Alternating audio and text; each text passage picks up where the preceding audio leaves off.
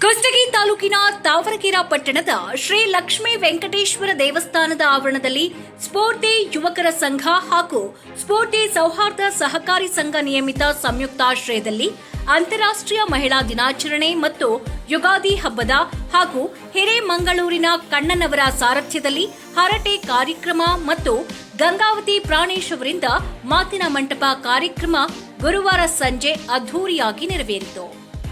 ಈ ಕಾರ್ಯಕ್ರಮದ ಸಾನ್ನಿಧ್ಯವನ್ನ ಸಿದ್ದಾರೂಢ ಮಠದ ಕುಮಾರ ಸಿದ್ದಾರೂಢ ಮಹಾಸ್ವಾಮಿಗಳು ವಹಿಸಿದ್ರು.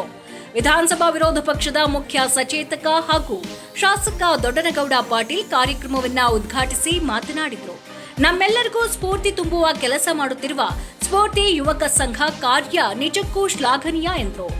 ಹಾಸ್ಯ ಬ್ರಹ್ಮ ಗಂಗಾವತಿ ಪ್ರಾಣೇಶ್ ಅವರು ಮಾತನಾಡಿ ಸೇರಿದ್ದ ಜನರನ್ನ ನಗೆಗಡಲಲ್ಲಿ ತೇಲಿಸಿದ್ರು. ಈ ಸಂದರ್ಭದಲ್ಲಿ ಪಟ್ಟಣ ಪಂಚಾಯಿತಿ ಅಧ್ಯಕ್ಷರಾದ ನಾರಾಯಣಗೌಡ ಮದಿಕೇರಿ, ಉಪಾಧ್ಯಕ್ಷೆ ದುರ್ಗಮ್ಮ ಶಾಮಣ್ಣ ಶಿರವಾಟಿ, ಮುಖಂಡರಾದ ಬಸನಗೌಡ ಪಾಟೀಲ್, ಸ್ಫೂರ್ತಿ ಯುವಕ ಸಂಘದ ಅಧ್ಯಕ್ಷ ಶ್ಯಾಮ್ ಭಂಗಿ, ಪಿಎಸ್ಐ ಚಂದ್ರಪ್ಪ, ಪಟ್ಟಣ ಪಂಚಾಯಿತಿ ಸದಸ್ಯೆ ಶ್ರೀಮತಿ ಅಂಬುಜಾ ಹೋಗಾರ್, ಮಂಜುನಾಥ್ ಜೂಲಕುಂಟಿ, ನರಹರಿ ಬಿಳೆಗುಡ್ಡ, ಮಂಜುನಾಥ್ ಶೆಟ್ಟಿ ಇನ್ನಿತರರು ಉಪಸ್ಥಿತರಿದ್ದರು.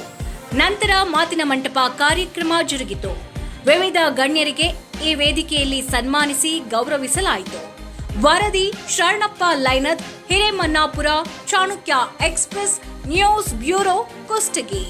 ಸಮಾಜದಲ್ಲಿ ಆಗಲಿ ಮನೆಯೊಳಗಾಗಲಿ ಯಾರೆಂದೂ ನೋವು ಆಗಲಾರ್ದನ್ನು ಮಾತುಗಳನ್ನು ಬೆಳೆಸಿದೀವಿ ಅಂತಂದ್ರೆ ಮನುಷ್ಯ ಜನ್ಮದಲ್ಲಿ ಹುಟ್ಟಿ ಬಂದಿದ್ದು ಸಾರ್ಥಕವಾಗ್ತದೆ. ಯಾಕಂತ ಕೇಳಿದ್ರೆ ಬಾಯಿಲಿಂದಲೇ ಮನೆ ಕೆಡ್ತಾವ ಮತ್ತು ದೇಶ ಕೆಡ್ತೈತೆ. ಮತ್ತು ಇದು ಇನ್ನೊಂದು ವಿಶೇಷ ಕಾರ್ಯಕ್ರಮ ಏನು ಮಾಡಿದ್ರು ಅಂತಂದ್ರೆ ಗುರುಗಳಿಗೆ ಗುರು ವಂದನೆಯನ್ನು ಮಾಡಿದ್ದಾರೆ.